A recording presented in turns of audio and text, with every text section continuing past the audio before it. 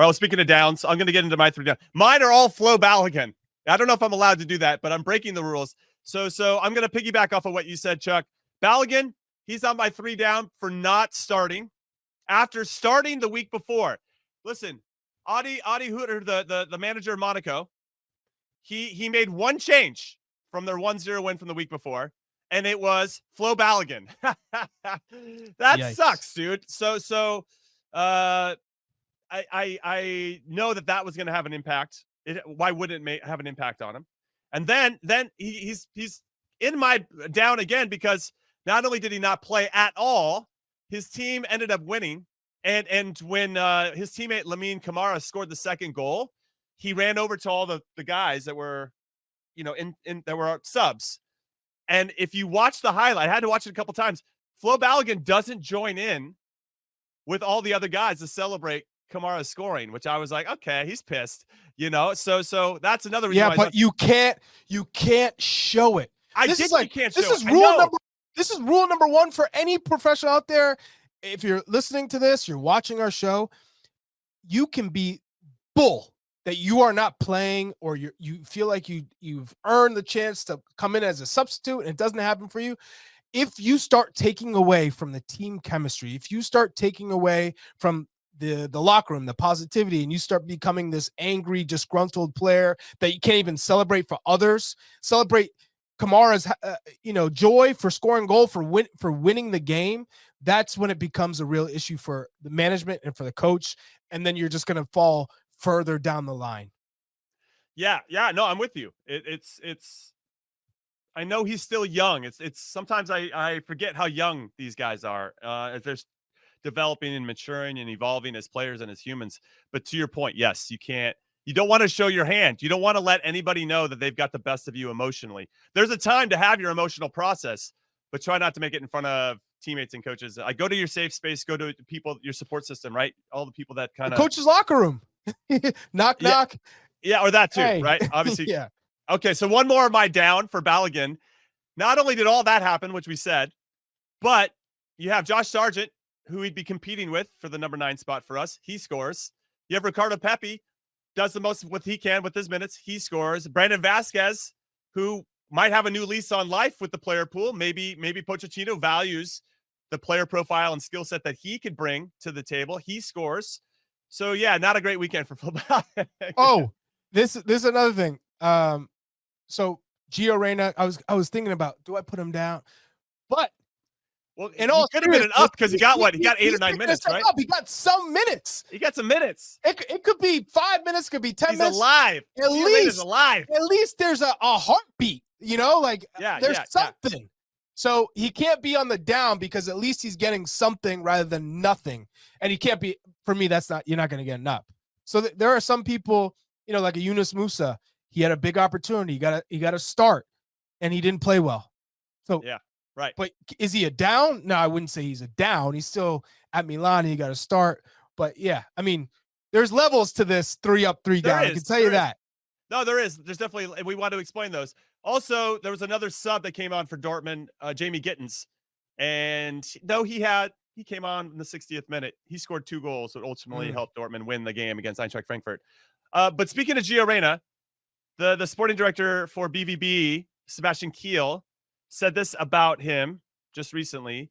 He has to accept his role and free himself from it.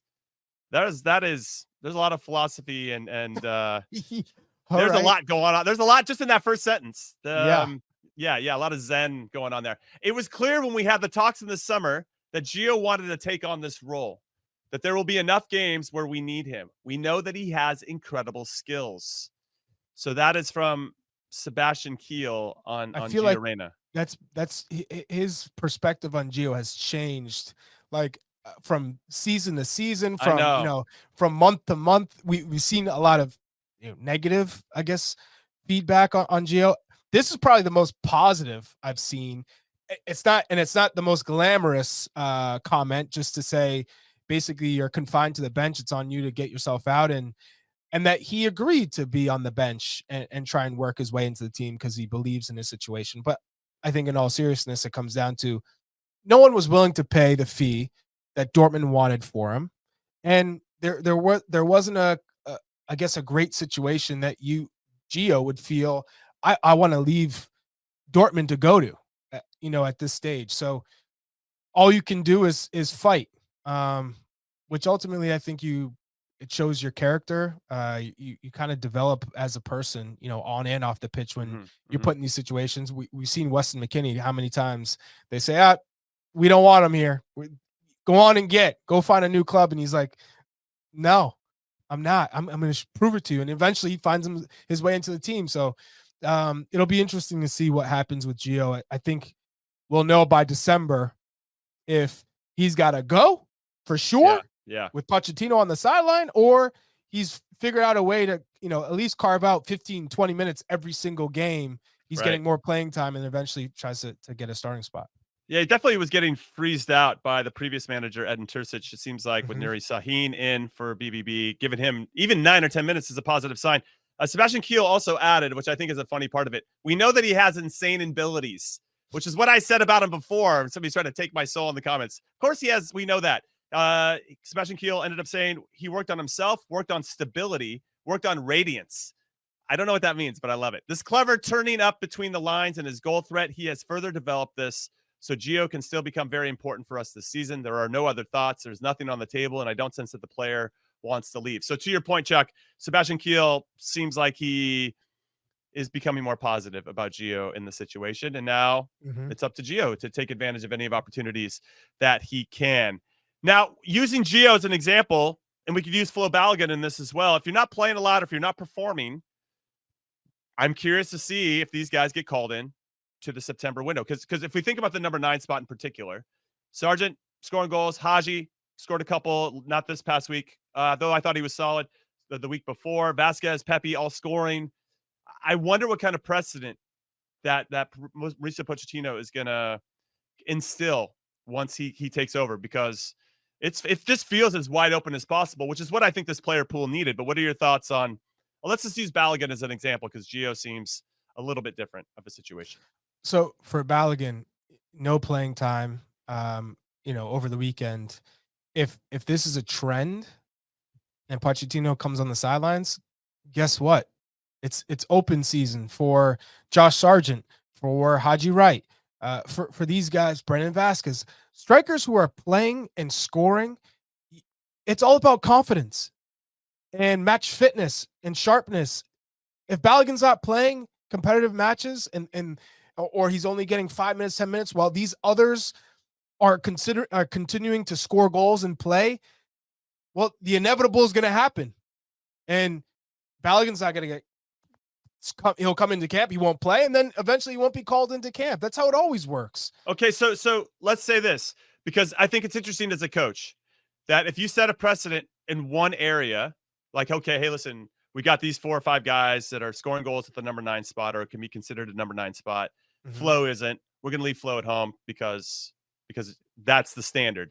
But then our goalkeeper situation is a dumpster fire. So do you bring in Matt Turner if he's the third? You know what I mean? Like, for me, you have to be very consistent in the type of precedent that you set, because if you're making exceptions in one area of the field and then holding these other people to a different type of standard, that's not a great way, at least in my history as a player and as a coach, to win over the group and to make sure everybody's kind of bought in right from the get-go, which is what we need, because we don't have that much time with Pochettino in charge. But I would say to you, Jimmy, is it's all about case by case. You can't have I think in today's day and age that you can't have like a general blanket statement, because the difference from Balogun not playing to second being Ricardo Pepi or Josh Sargent or Haji Wright or any Brandon Vazquez, all these guys who are playing, scoring goals, to Matt Turner not playing, to Horvath giving up 5 and letting the ball roll under his foot, to Gaga Sonina in the 3rd division and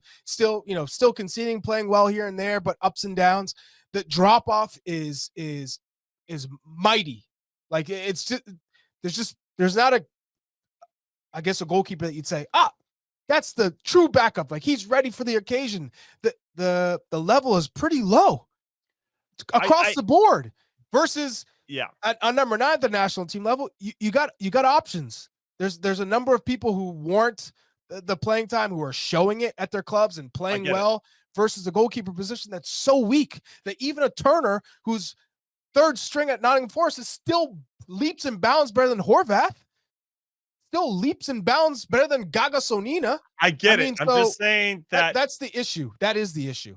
That's an issue for every manager, not just Mauricio Pochettino, but how you balance that and how, if there's not a one size fits all, or if you have a different philosophy than a one size fits all, how do you make sure that the people that are feeling maybe a little unfair about their particular situation, how you make sure they're continuing to be. How would you handle it if you were Pochettino? I would bring Balogun in.